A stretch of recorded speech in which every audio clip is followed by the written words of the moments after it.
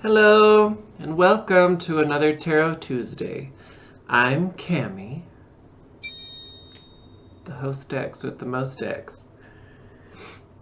And this week, I actually had a request on content from one of my patrons on Patreon about going over the difference between judgment and justice, and to do a comparison between the two, which I thought was a really cool idea. So that's what we're going to do. Going over the difference between judgment and justice and comparing the two also requires us to go over the High Priestess. And so we're going to go over the comparisons between these three and talk about some of the symbolism and aspects within those three cards. So why all three of those? Judgment is 20. It's the 20th trump. And if you add 2 and 0, you get 2.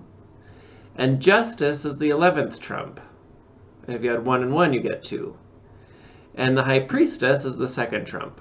So all three, through the numerology of tarot, are connected. And they do share a lot of interesting connections in the imagery, especially in the AE Waite Smith deck.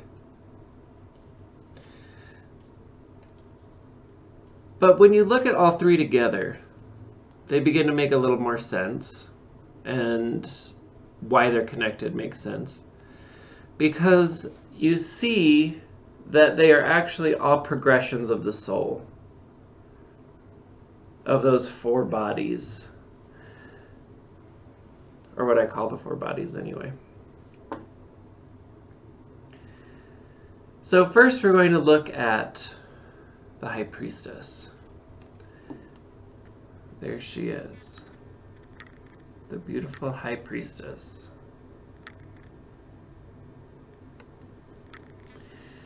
So the Hebrew letter associated with the High Priestess is Resh.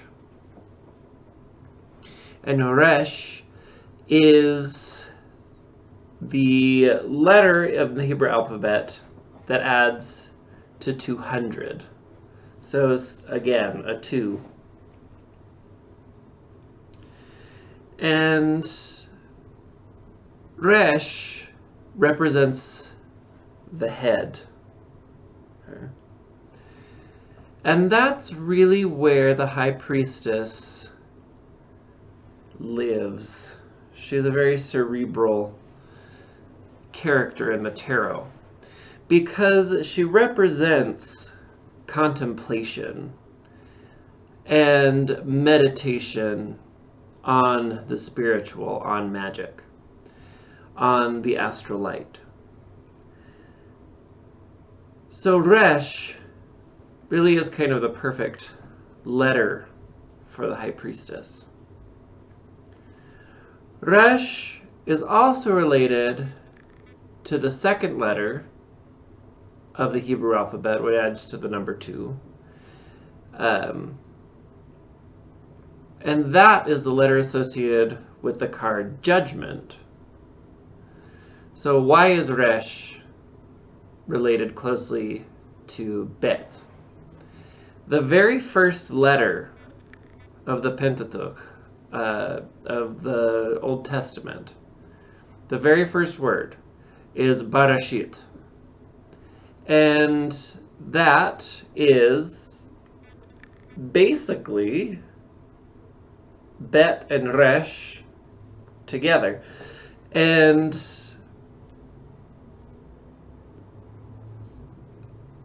so the reason that that's important is that the word Bereshit means in the beginning was creation, basically, is what that means.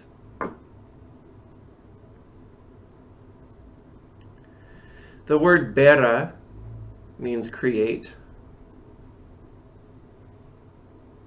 And the word Reshit means in the beginning. But if you look at the word Bereshit, it's a word within a word. And that's Resh within Bet. Now Bet means house. And so the word Bereshit not only means in the beginning, Yah created everything or whatever. It also means the head in the house. So Resh within Bet is the head inside the house. Why is that important? Because the High Priestess represents the head, and Bet, the house, represents judgment. And so if the High Priestess sits within judgment, then this is the wise judge that we become through the growth of our spiritual selves, through the evolution of self toward sovereignty and toward unity. So another way of looking at Resh is illumination, enlightenment, divine knowing. And that is because the word Resh is spelled Resh, Aleph, Shin. And so you have Resh before the word Esh, which means fire. And that's Aleph and Shin. Aleph is wind, or the breath of God, and Shin is divine fire, the spirit of the Shekhinah. And so within the High Priestess, as related to Resh, there is an interesting correlation between concepts. So not only is Resh the head and contemplation, but also the fire in the head, that illumination, enlightenment, divine knowing. You may even call it Christ consciousness, which for us is just the remembrance of sovereignty and the limitless nature of our being. But it's the High Priestess in the tarot that represents contemplation of this topic. She represents 3 different concepts of soul. One is Nefesh, which is basically the physical body. I know there are other ways of looking at it, but it's basically the physical body. Ruch, which is like what for us would be a kind of etheric energy, the life-giving force. Ruch is the breath of God, the breath of life, and so it's that enlivening vital force that gives movement and autonomy and power to living things. And then also Neshama, which is the contemplative soul that contemplates limitlessness, that contemplates divine knowing. The imagery of the High Priestess card, who has traditionally, I guess not traditionally, who has in the past been known as the Popess, or the female Pope, and also as Juno. The imagery on the card is already one that fits her into this contemplative lifestyle, because she's meant to look a little bit like a nun, but a special nun with a very pagan-y feel, very Egyptian. So you'll notice in the card that she sits between these two pillars. Those are Boaz and Yakin, which together mean to stand in strength. These are the pillars, the freestanding pillars, that were not part of the structural integrity of the Temple of Solomon, but the freestanding symbolic pillars outside of the Temple of Solomon, that were made of copper and brass. And they were hollow. And one of the interesting things about the pillars is that they were basically a repository for quote-unquote sin for those who passed between them. For us, these are the repositories for everything that diverts our attention from our own power, from our own divinity. Those things like guilt, which is an important emotion. It points things out to us, but can also hold us back. Just like fear is an important emotion and can point important things to us, help us to explore ourselves more deeply, but can also hold us back. Just like love is a powerful emotion that, when obsessed over, can hold us back. Between these pillars is balance. Each of the pillars represents one of the pillars of the tree of life. So we talked about that a little bit in past videos, how there are 3 pillars on the tree of life, one of which is the pillar of mercy, and one the pillar of severity, and in between them the pillar of balance, the pillar in the middle. So Boaz, the black pillar, represents the pillar of severity. Yakin, the white or gray pillar, more often the white pillar, represents the pillar of mercy, and then in the middle, where the High Priestess is the pillar of balance, or the gray pillar.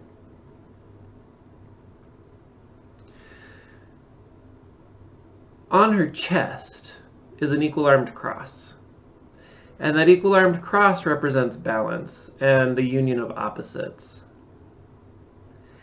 and also marks her as a crossroads being, a being at the crossroad, like Hecate. And the High Priestess has been related to Hecate. Here, we also see her foot standing on a crescent moon. And her crown is basically the radiant crown of Egypt, with a solar orb surrounded by horns. Here it's more of a lunar orb surrounded by horns. But usually what we see in images like this is someone crowned with a crescent, with their foot on the earthly sphere. Here she's crowned by a lunar sphere and has her foot on the moon. And this shows her root as one of the Sephirot Yesud, the Sephira of the moon. And she's moving toward Venus. That is the path of Resh, is between Yesud and Hod, the Sephira of the moon and the Sephira of Venus. And as we learned in the video on the devil, Lucifer is another name for Venus. And so this is the High Priestess contemplating divinity and divine knowing, contemplating the astral light and magic, and moving toward Lucifer, Venus, enlightenment, which stands in the pillar of severity. It's the base of the pillar of severity. And so for this being, this High Priestess, who is also the Shekhinah contemplating itself,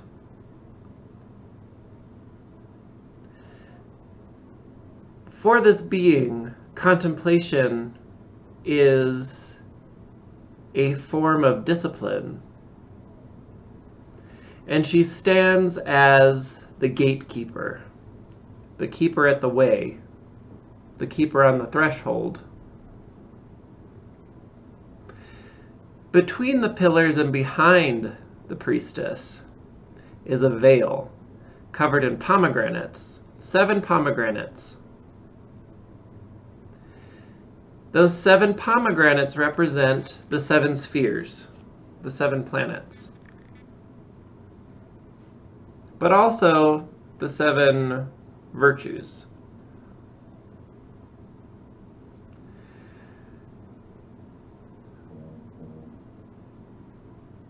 Also on the veil are 6 palms, which represent the 6 senses of the body, which are sight, smell, hearing, taste, touch, and balance, basically. Equilibrium.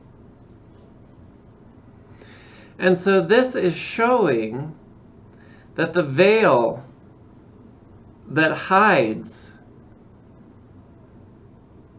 the astral is one created by the 7 spheres, the 7 celestial spheres, and the senses of the body. And so gaining mastery of those things and understanding them can help us to part that veil. And that's what she is contemplating. She's contemplating basically everything. Also on her lap is a Torah scroll. And it's not written, so far as we can see, like Torah, which is T-O-R-A-H, but just T-O-R-A. And that goes back to early occult thinking about the tarot and its roots. A.E. Waite being a proponent of the word tarot coming from the Latin rota, which means wheel. And the wheel being a symbol of Isis, who is also related to this card. But Isis, Hera, and Persephone, who is also related to pomegranates, are all tightly tied together in mythology, especially in Greco-Roman mythology as it became influenced by Egyptian mythology. And so we have this gatekeeper, basically Hecate Kleidokos, the keeper of the ways, the keeper of the keys, as enmeshed with Hera, the goddess of childbirth, of the feminine mysteries, but also in many ways a crossroads keeper, especially those the crossroads of life that lead us to growth and development and milestones in our lives. And also someone who had a nurturing side and also a very spiteful, revengeful side. And that's what we see in these gatekeepers, is that they are nurturing, but they also have very harsh tendencies and are basically set as guardians on the threshold. Are you really ready to go beyond? Because if you're not, I'm going to make sure that you don't, by whatever means necessary. But once you are, I will welcome you with open arms, and I will open this veil, and we're going to party together. In a spiritual way, we're going to party together. Behind the High Priestess, let's see if it wants to focus. It's hard to focus. But you can see there's kind of a landscape behind that veil. And that landscape relates, finally, to judgment. You can see the same landscape in this card, but now we're beyond the veil, so we can see it a little bit better. You also have the equal-armed cross, or St. George's cross, present on this card.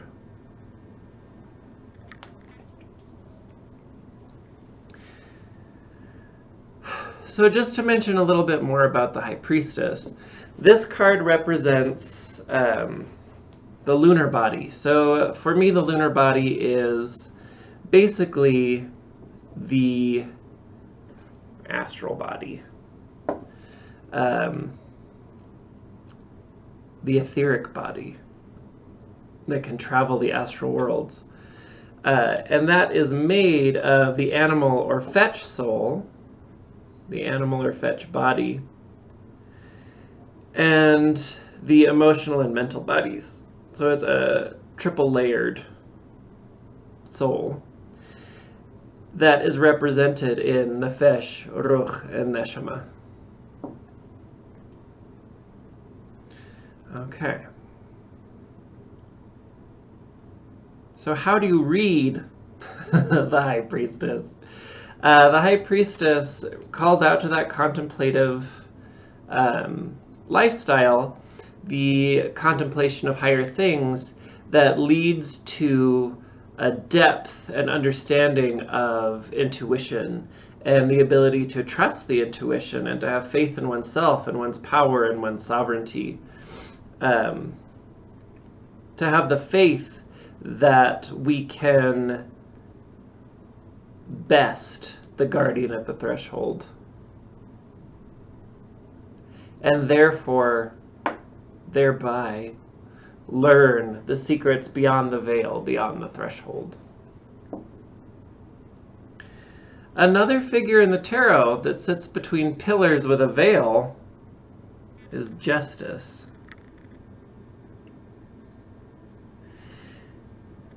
And Justice, the letter related to it is Kof, which is a representation of the palm of the hand, also the sole of the feet. But Kof also represents a crown, because it's the first letter of the first Sephira Keter, or the crown on the tree of life. And so here we have this figure seated on basically a throne wearing a crown. And that's a callback to that Kof. Okay. So this represents a fourth word that talks of souls in Hebrew, and that is Chaya, or Chaya. And that is the soul that contemplates the primal being, Adam Kadmon, the framework of the universe. So Chaya is basically the contemplation of this. It isn't unity with it, but it is contemplation with it, about it, contemplation of it, getting to know it. And so this is the wise soul. It's moved beyond contemplation of divine knowing and into contemplation of divine wisdom and basically the structure of the mind of God, or the mind of creative force, or contemplation directly of the astral light. The figure in the card is basically Athena. This is the High Priestess, the head, Resh, with the palm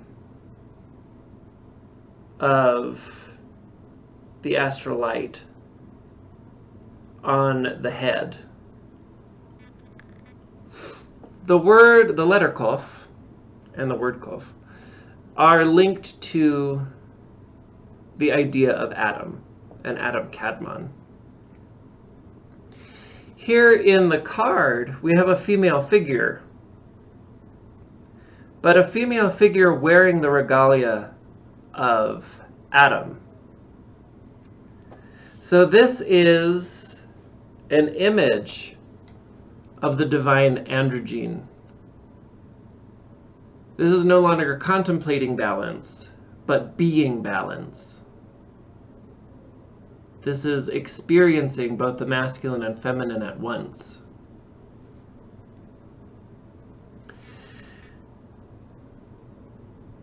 So Athena is this goddess who partakes in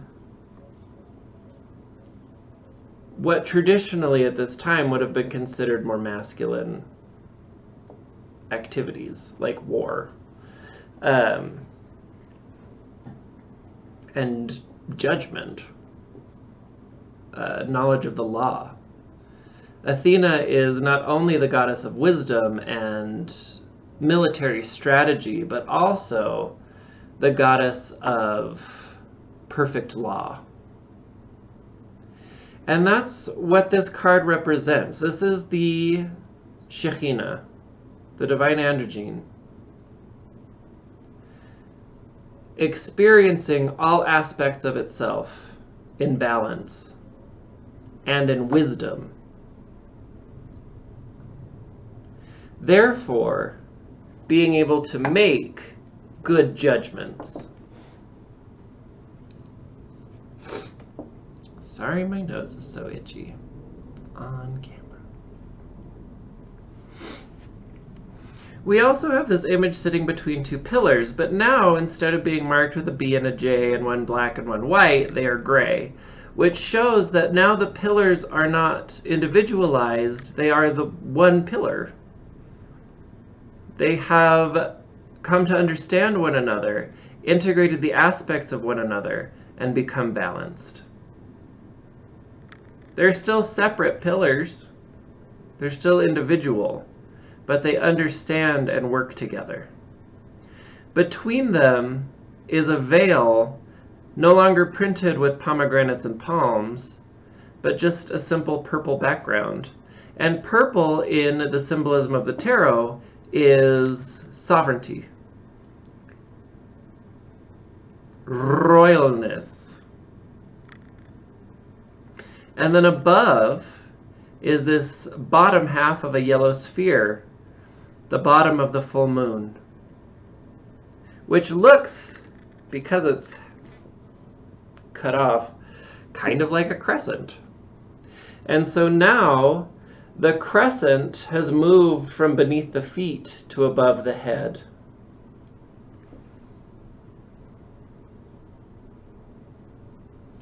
And this being has come into the fullness of its power.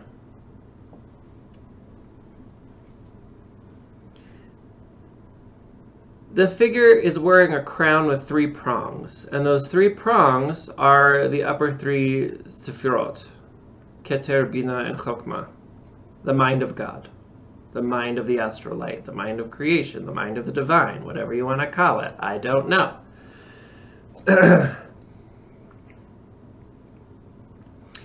And on the crown is a small blue square. And so that blue square, blue is clarity. It represents clarity of thought, clarity of intuition, strong faith, particularly in oneself. And the square represents stability. And so this is stability of thought, clear thinking, balanced thinking, good judgment. On the chest, now instead of a balanced, equal-armed cross, we have another square, a gray square, or I'm sorry, a white square. I'm getting confused between gray and white today. But that white square represents purity, whatever that is. And it's not purity like being sinless, being virginal.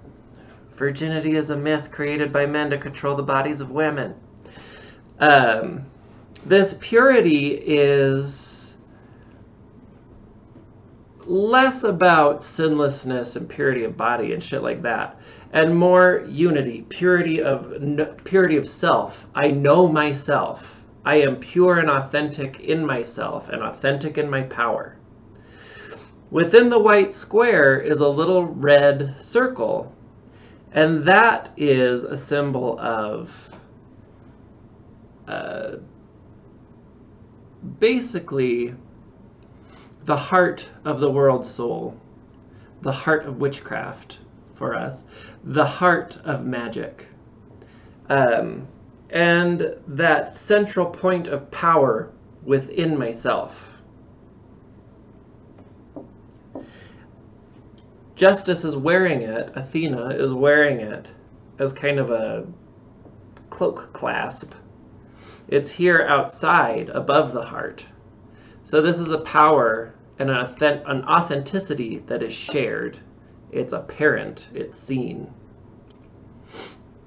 Also, the cloak here is green, and it has these runners that come off of the front and down the front of this being's body. These are the two snakes. The snakes of wisdom, the serpent in Eden, the serpent on the tree of life.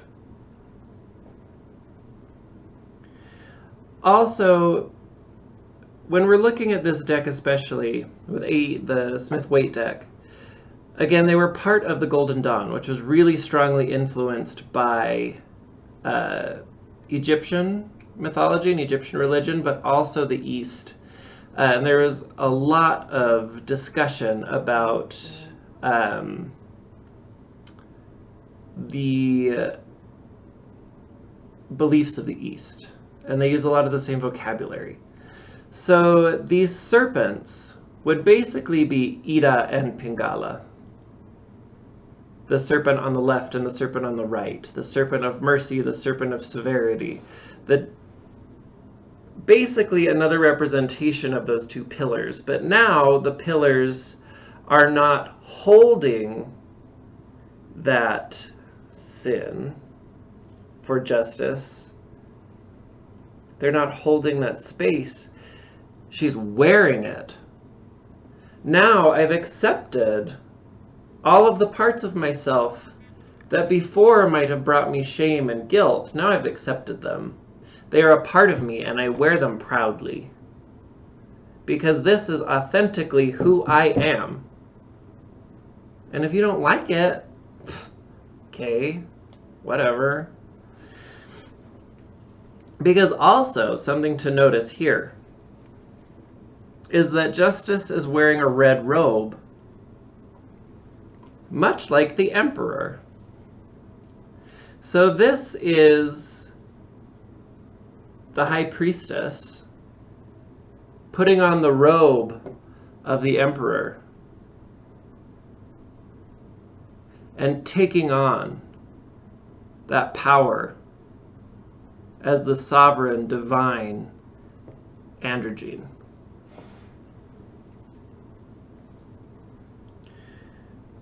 So how do you read Justice? Justice can be actual litigations, actual ritual, actual rites. But it can also mean good judgment, a time to reach clarity, a time to accept the parts of yourself that may be problematic for you so that you can come to balance and make better judgments. Because when we're running from parts of ourselves and we're hiding parts of ourselves, it makes it very difficult to make good decisions. It's hard to sit in contemplation when you're running. Sometimes that run is essential. But this card is asking us, is there a point now when we can stop running? Is there a point when maybe some of the things we're running from can actually be considered allies. Not always, but maybe. Something to ask. So that brings us to this card, Judgment. And you see the people here are gray, much like the pillars in Justice. And this represents basically the birth of purpose. And a purpose that is consciously, intentionally, sovereignly chosen. Because this judgment represents our birth into total sovereignty and the ability to actually choose from a place of freedom.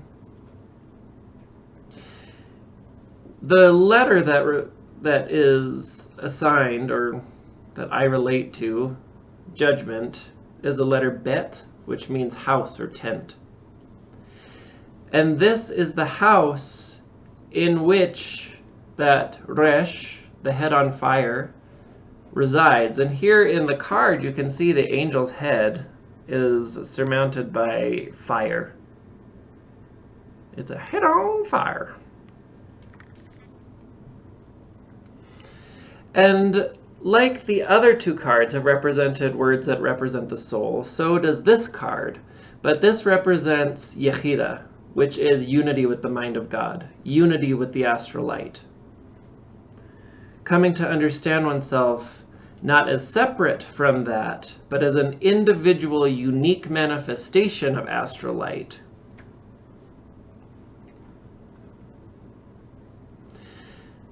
And so this judgment represents that sovereignty and the ability to make true choice. This path, the path of Bet, lies between Bina and Keter. So on the other side of the abyss of Dat, on the other side of the abyss. And on the card, you have this white flag with a red cross. That is a St. George's cross. And St. George is the slayer of dragons. He's always represented as a knight, basically a Knight Templar, on horseback slaying a dragon. This dragon is not the devil, in my opinion, in my interpretation. This dragon is Leviathan, the keeper of the abyss. And so this card represents the person who has come to integrate astral light in such a way that they have shed false ego. That has been devoured by Leviathan. And in that devouring, the Magus, the witch, has slain Leviathan. The trumpet in this card is Gabriel's trumpet. So the archangel here in this card, represented in the card, is Gabriel. And Gabriel is the archangel that blows the trumpet on the day of judgment, which is not the end of days, but the end of something. And the trumpet that is represented in the card is not actually the kind of horn that Gabriel plays. Gabriel plays a shofar, which is the ram's horn that is played on Rosh Hashanah.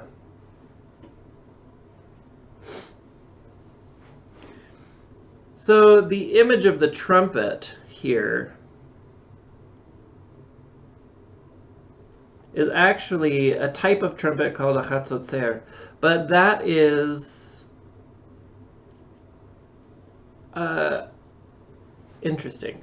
So I think really that the trumpet here can be interpreted as either of those trumpets, the ram's horn or the metallic silver or brass trumpet. Because both are calls. They're meant to call things. The shofar is really more for calling to the spirit and awakening the spirit and celebrating the spirit of Adonai, Yahweh, for us, the astrolite, and calling that up. Where the metallic trumpet is more like a call to action, a call to war, a call to a place. So I think the trumpet can be experienced as either one of those things. But here in Judgment, this angel, this Gabriel, is the announcer of prophets. He calls spirits to action. Gabriel is the angel that appeared to the Virgin Mary and told her about the birth of Jesus. And Gabriel is the angel that appears to Daniel. And basically, he announces prophets and prophecies and calls powerful spirits to action. And so this Judgment card is that call in the tarot. It's saying now is the time to choose your purpose. What is it that you are being called to do? Really trust your gut, trust your heart, have faith in yourself and your power, and from that place of sovereignty, make a choice. All of these cards are related to the number 2. And that is a number about choice. So when you're looking at these cards, an important lens to see them through is through that numerological lens of the number 2.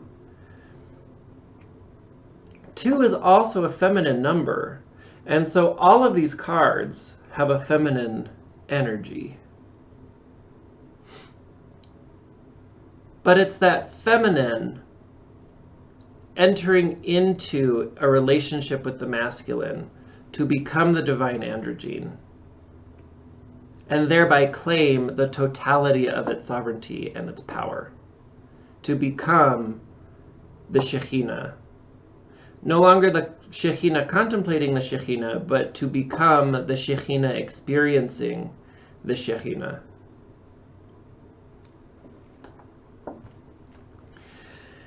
So the difference here, at last, between judgment and justice. Justice can be litigations, and it can be coming from a place of balance and good judgment. Where judgment is asking you, what are you being called to do? What do you really want to do? The Judgment card actually has some similar interpretations to the star. But where the star is something leading you toward a deeper understanding of your desire and toward a deeper understanding of choice itself. Judgment is saying, what do you want? And how can we make that happen?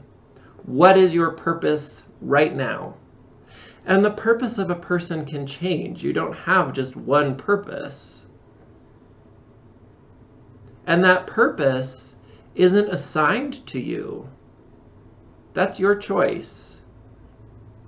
coming from a place of sovereignty, freedom, and power. And Judgment in this deck is here beyond the abyss. So, beyond false ego. This is asking you to look beyond that. We didn't really talk about reversals with these cards, but reversals are interesting. A lot of people tend to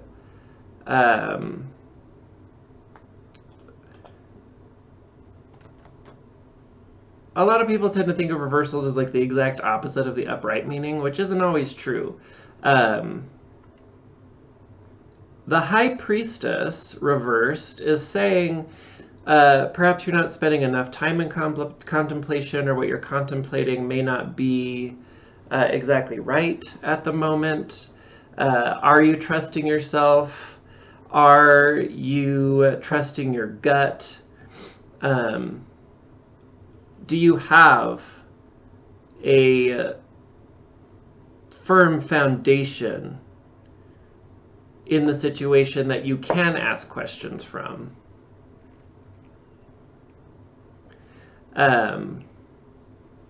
It's also that Shekhinah. So in the upright, it's the Shekhinah saying, come on, we're ready. We're ready to think about this. Where the High Priestess reverse is the Shekhinah asking, where can we find better foundation so that we're ready to contemplate the things beyond the veil? Are we standing in strength? What are those parts of yourself that you still need to accept so that we can proceed in safety and in unity? The High Priestess reverse can also be Hera in her angry aspect, where she, is ripping babies apart and imprisoning women in the shape of cows because they pissed her off, throwing babies off of mountains. It's that guardian on the threshold brandishing its whips, its scourges, and saying, are you ready to taste the touch of the scourge?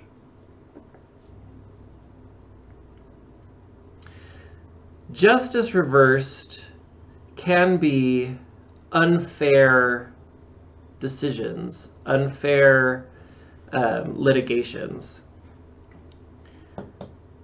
It can also mean imbalance and disunity, kind of falling apart within oneself. Kind of being moon drunk in a not good way. Becoming kind of an aggressive lunatic rather than a divinely inspired prophetic lunatic.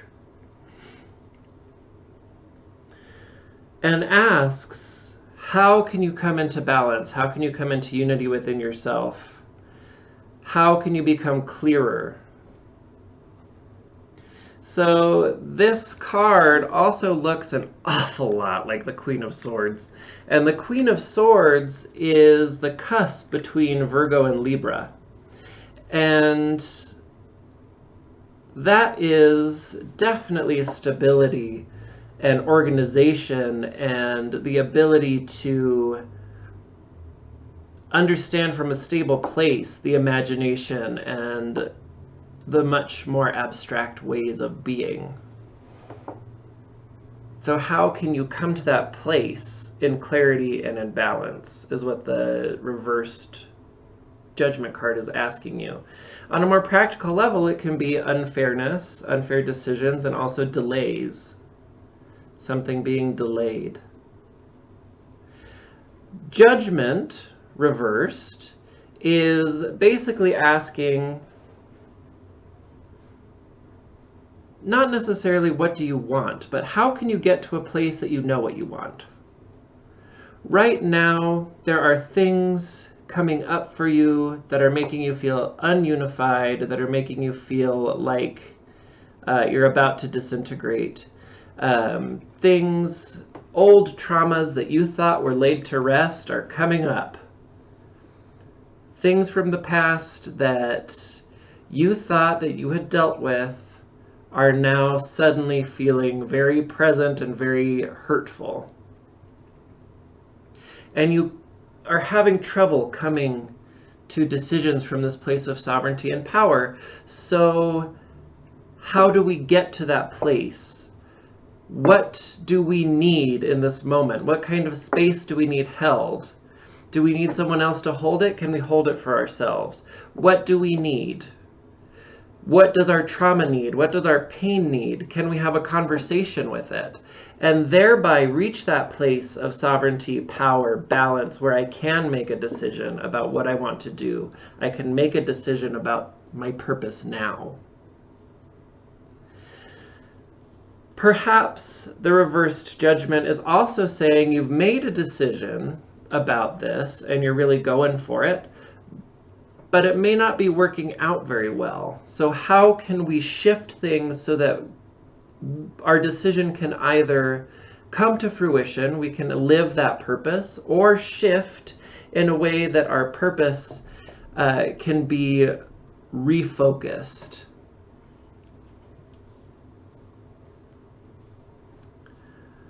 Okay. So, not a complete spiel, but a spiel about the High Priestess, Justice, and Judgment, how they correlate and how we can read them, how we can understand them in the light of Kabbalah, and in the light of the evolution of self. Toward sovereignty, authenticity, and power, which I think is the most important thing for us to be working on in this life. So anyway, I hope that you enjoyed this Tarot Tuesday. Please like and subscribe. Like the video, subscribe to my channel. Also, there will be more in-depth analysis on my Patreon eventually. And on my Patreon, there is exclusive content for my patrons. So if that's something that you're interested in, I will have a link in the description for this video going forward. Anyway, may we meet in the twilight. Have an amazing day. Thank you to Kelsey Norris, Starship Occultus, and Jeremy De La Rosa for being patrons and helping these tarot videos to continue going. You guys are awesome. Thank you so much. Bye.